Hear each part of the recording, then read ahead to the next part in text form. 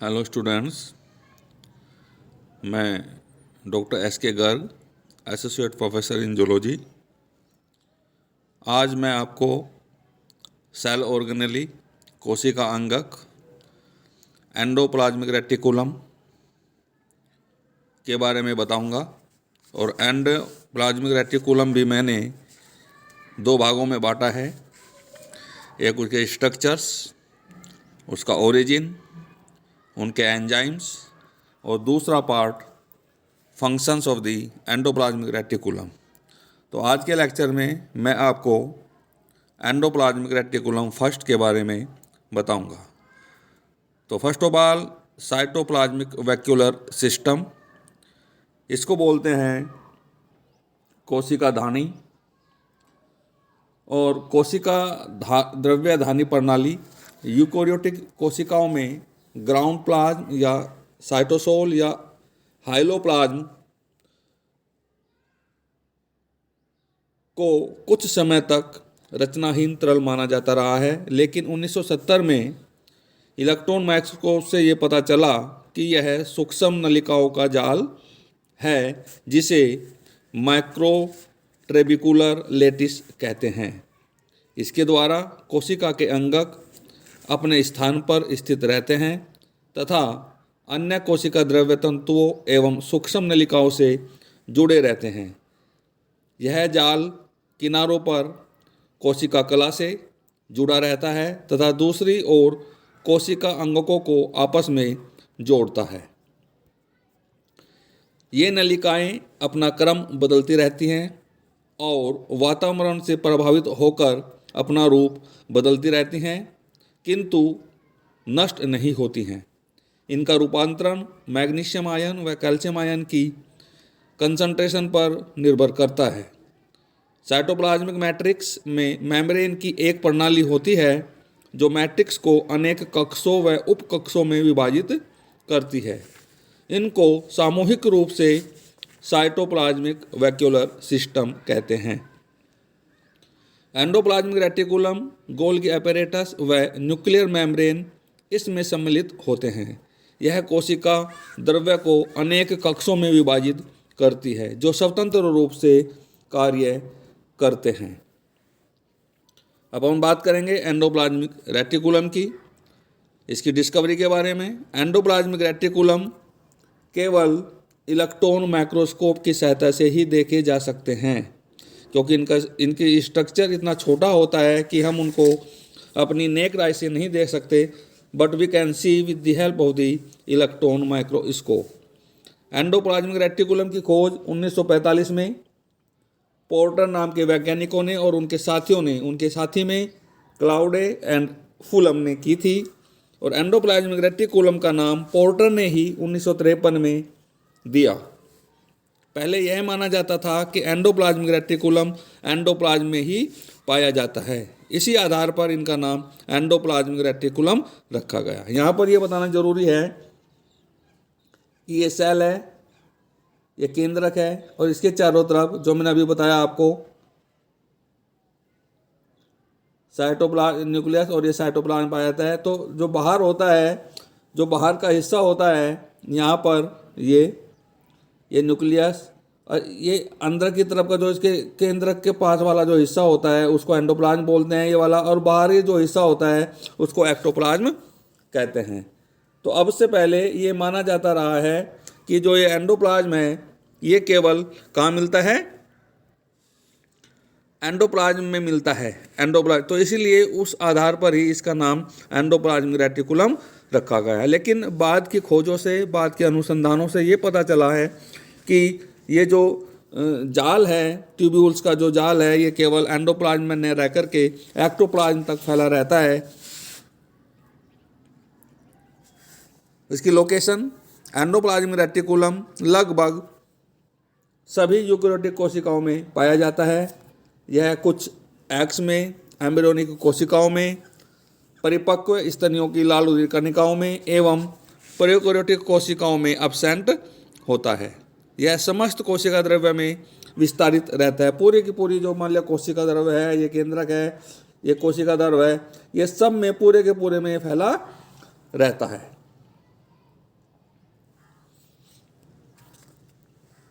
और अधिकतर nuclear membrane से प्लाज्मा मेम्ब्रेन से संबंधित रहता है। जैसे ये सेल मेम्ब्रेन, ये न्यूक्लियर मेम्ब्रेन, तो यहाँ से लगा करके यहाँ तक ऐसे से ये फैला रहता है।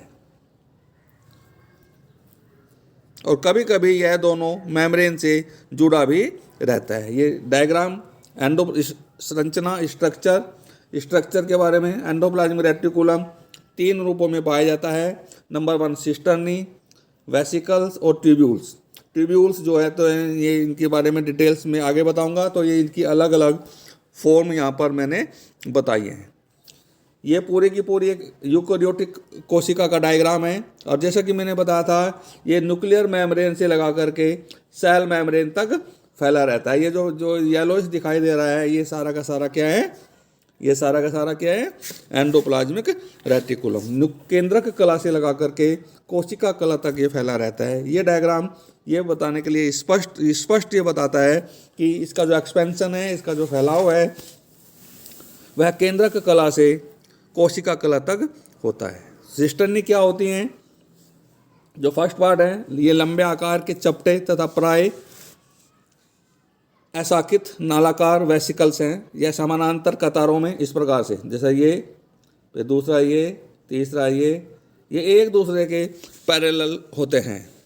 और ये केंद्रक के चारों ओर अनुक्रमिक स्तर बनाते हैं। यह एक दूसरे से भी जुड़े रहते हैं, जैसे ये, दूसरा ये, इस प्रकार से। ये बीच में इनका रिज होता है, इससे ये जुड़े रहते हैं। इनकी मोटाई लगभग 40 से 50 मिलीमीटर होती है।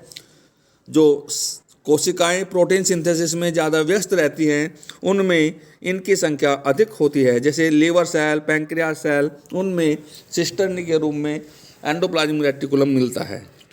दूसरा वेसिकल्स, इनकी आकृति लगभग गोलाकार या अंडाकार, इस प्रकार से, जो मैंने अभी इसके चित्र बताए थे, गोलाकार या अंडाकार इस प्रकार से होती है। और इनका जो डायामीटर है वो 25 से 500 मिलीमीटर तक होता है।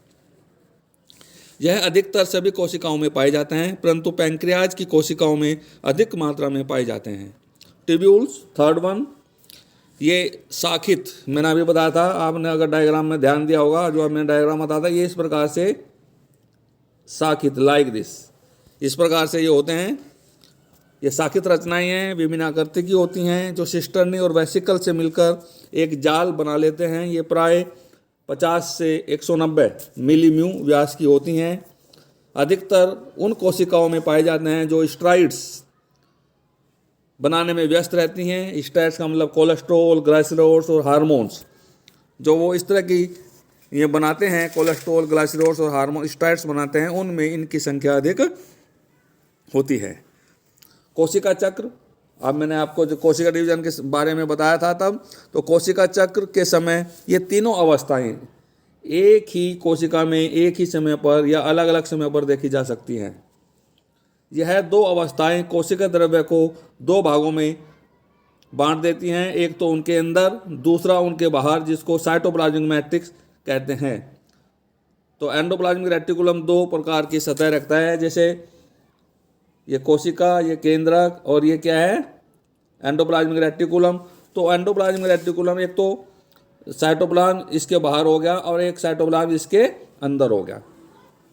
तो साइटोप्लाज्म को 2 भागों में बांट दिया, एक एंडोप्लाज्मिक रेटिकुलम के अंदर और एक एंडोप्लाज्मिक रेटिकुलम के बाहर। तो इस प्रकार से एंडोप्लाज्मिक रेटिकुलम 2 सतह रखता है। एक सतह तो वो जो साइटोसोल की तरफ होती है, जो साइटोप्लाज्म की तरफ होती है, ये बाहर वाली, ये बाहर वाली, इसको क्या बोलते हैं? साइटोप्लाज्मिक फेस या साइटोसोल फेस। और दूसरा जो ये अंदर की फेस है, अंदर की तरफ वाली जो लेयर है एंडोप्लाज्मिक रेटिकुलम के अंदर, उसको बोलते हैं एंडोप्लाज्मिक फेस या लुमिनल फेस।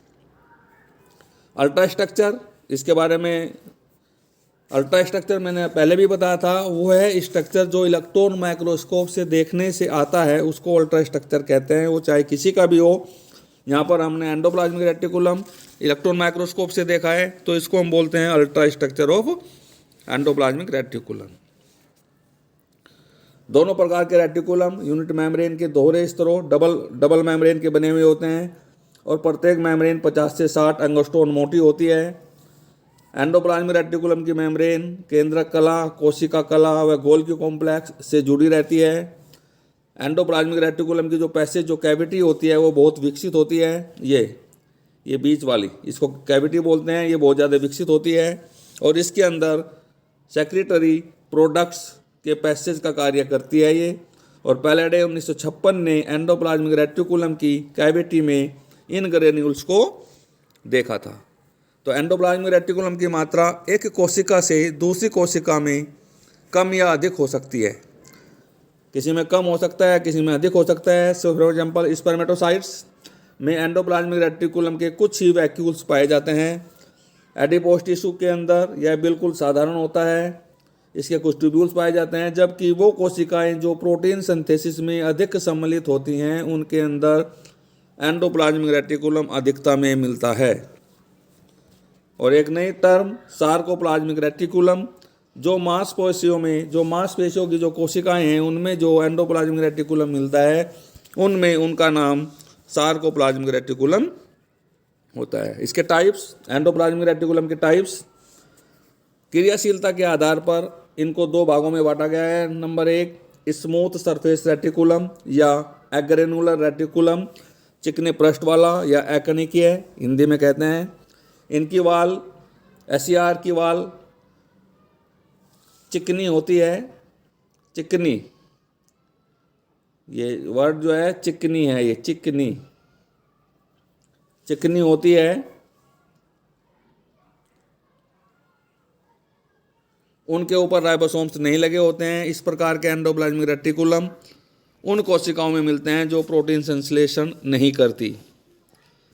ये लगभग एडिपोस टिश्यू में, इंटरस्टेशियल सेल्स में, ग्लाइकोजन स्टोरिंग सेल्स में, स्पर्मेटोसाइट्स में, मैच्योर WBC में, इनमें ये मिलता है। मांसपेशियों में भी ये इस प्रकार का रेटिकुलम मिलता है।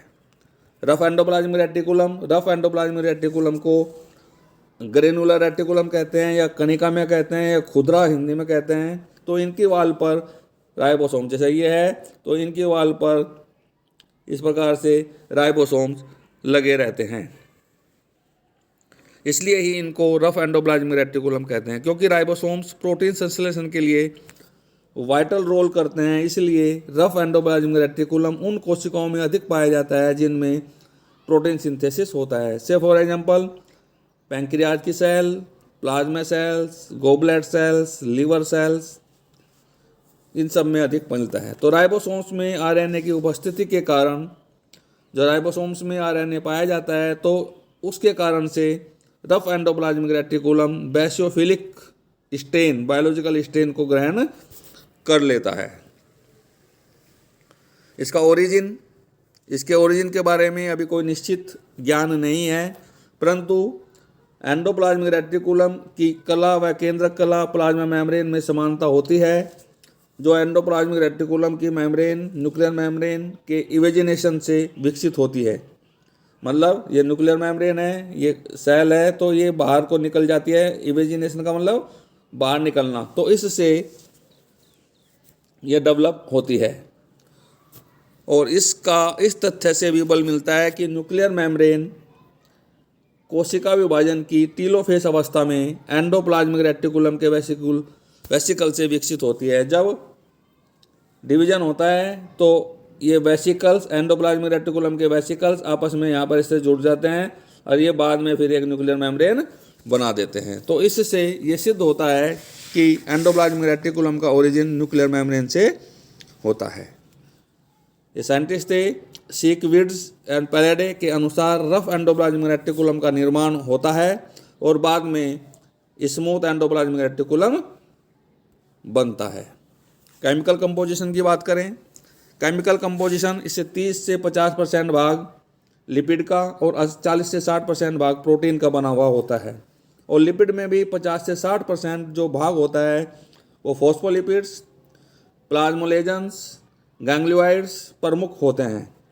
और फॉस्फोलिपिड्स में दो चीज़ होती हैं, एक तो लेसिथिन, एक होता है सिफेलिन, वेरी इंपॉर्टेंट। कुछ मात्रा में आरएनए भी पाया जाता है।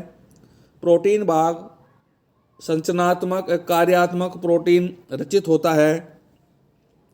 कार्यात्मक प्रोटीन में एंजाइम के रूप में मिलते हैं। ये अनेक मेटाबॉलिक रिएक्शंस में भाग लेते हैं। इनके मुख्य रूप से ट्राइग्लिसराइड्स, फॉस्फेटाइड, प्लाज्मालोजन, ग्लाइकोलिपिड्स आदि एस्कॉर्बिक एसिड के संश्लेषण से संबंधित पाए जाते हैं। इसके मुख्य एंजाइम्स हैं number 1 NADH cytochrome C reductase, NADH diaphorase, glucose 6 phosphatases, nucleosidases, ये एंजाइम्स हैं। और ये जो स्मूथ एंडोप्लाज्मिक रेटिकुलम में जो पॉइजनस पदार्थ होते हैं उनके डिटॉक्सिफिकेशन के लिए, उनका इफेक्ट कम करने के लिए एंजाइम पाए जाते हैं। इसमें UDP यूरोनिक अम्ल, प्लाज्मोलोजन मेटाबॉलिज्म, UDP ग्लूकोज के विफॉस्फोलीकरण के एंजाइम्स भी होते हैं। इसमें मैग्नीशियम आयंस एवं सक्रिय एटीपेज तथा cytochrome B5 reductase, cytochrome P450 भी उपस्थित रहते हैं। तो ये इस प्रकार के इसमें अंदर एंजाइम्स होते हैं और उनके वो क्या क्या काम करते हैं। तो इस प्रकार से मैंने आज आपको इस एंडोप्लाज्मिक के फर्स्ट पार्ट में इसकी संरचना के बारे में, इसकी डिस्कवरी के बारे में, इसमें कौन कौन से एंजाइम्स होते हैं, उन सब के बारे में आपको विस्तार से बताया है। अब आपको इसको स्टडी करना है, पढ़ना है और फिर बाद में आपको यदि कोई क्वेरी है तो आप चैट के माध्यम से पूछ सकते हैं। Thank you very much.